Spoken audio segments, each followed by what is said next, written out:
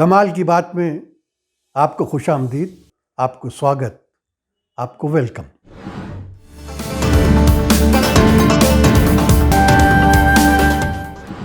दोस्तों, पहले तो अफ़गानिस्तान में तालिबान ने चंद हफ्तों बल्कि चंद दिनों में तमाम अफ़गानिस्तान पर कब्ज़ा करके और काबुल पहुंचकर दुनिया को हैरान कर दिया।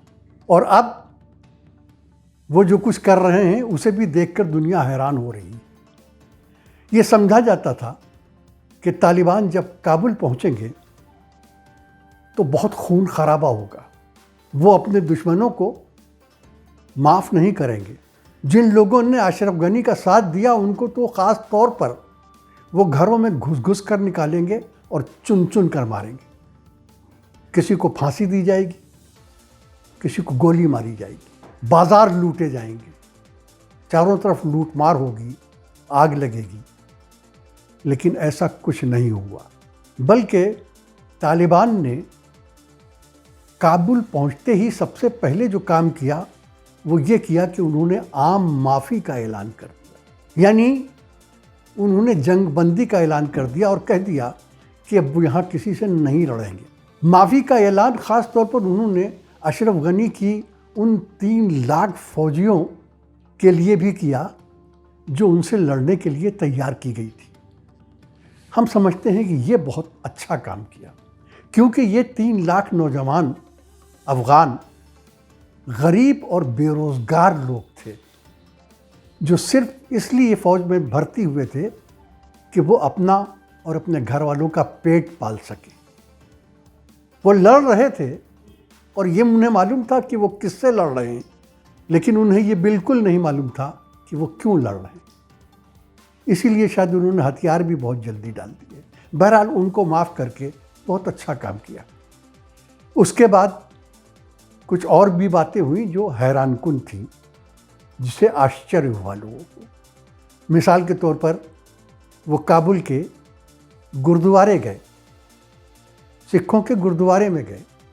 वहाँ निशान साहब जो ज़रा डैमेज हो गया था उसे दोबारा लगवाया और कहा जाता है कि उन्होंने वहाँ मौजूद सिखों से कहा कि वो बिल्कुल न डरें और उनकी हिफाजत तालिबान के ज़िम्मे है।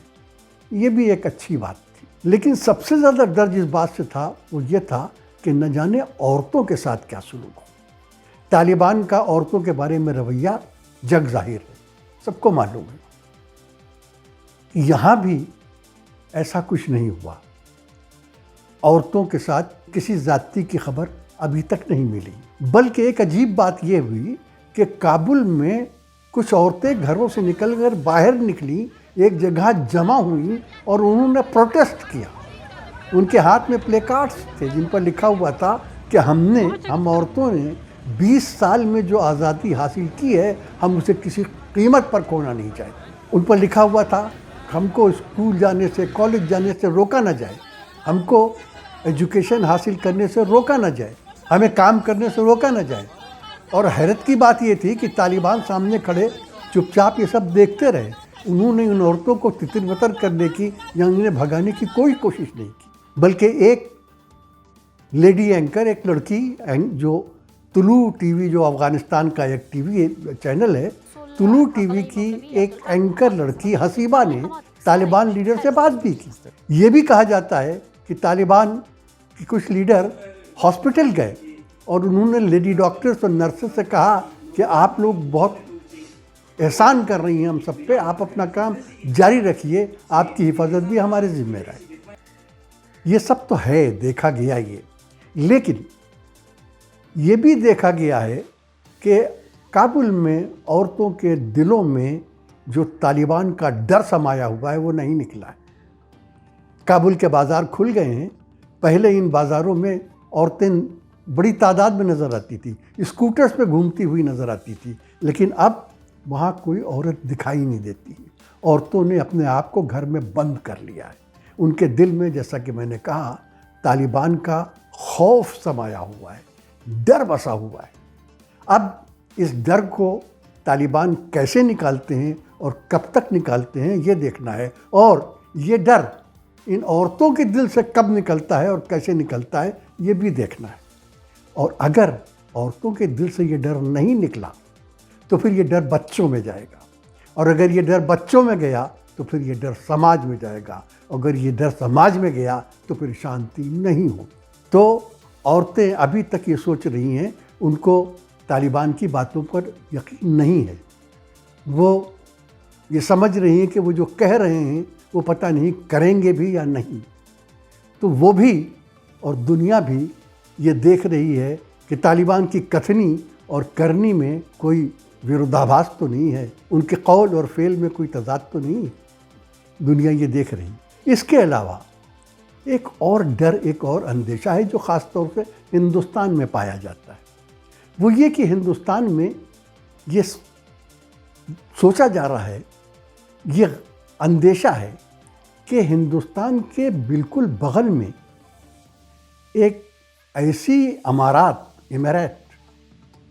अफ़गान अब अपने आप को इमारत इस्लामी अफ़गानिस्तान कह रहे हैं, ऐसी इमारत आ रही है, एक ऐसी स्टेट वजूद में आ रही है जहाँ शरिया के लॉज होंगे, शरिया के कानून होंगे, और उन सब का असर हिंदुस्तान में पर भी पड़ सकता है।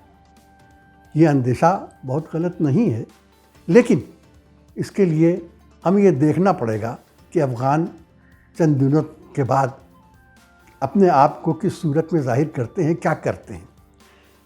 लेकिन एक बात और याद रखनी चाहिए, जहाँ तक अमारात और शरिया कानून का ताल्लुक़ है, तो सऊदी अरब और यूएई वगैरह भी हिंदुस्तान से कुछ बहुत दूर नहीं है।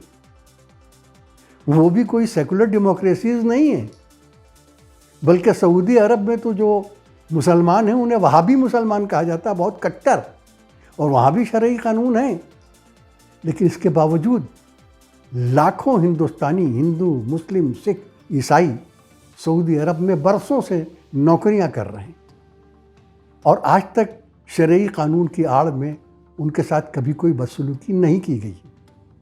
यही नहीं, सऊदी अरब ने तो हमारे प्राइम मिनिस्टर नरेंद्र मोदी को सऊदी अरब का सबसे बड़ा नागरिक सम्मान, सबसे बड़ा शहरी एजाज़ दिया, और नरेंद्र मोदी को जब वो सम्मान से नवाजा गया तो उन्होंने कहा कि मुझे इस सम्मान को हासिल करने का गर्व है।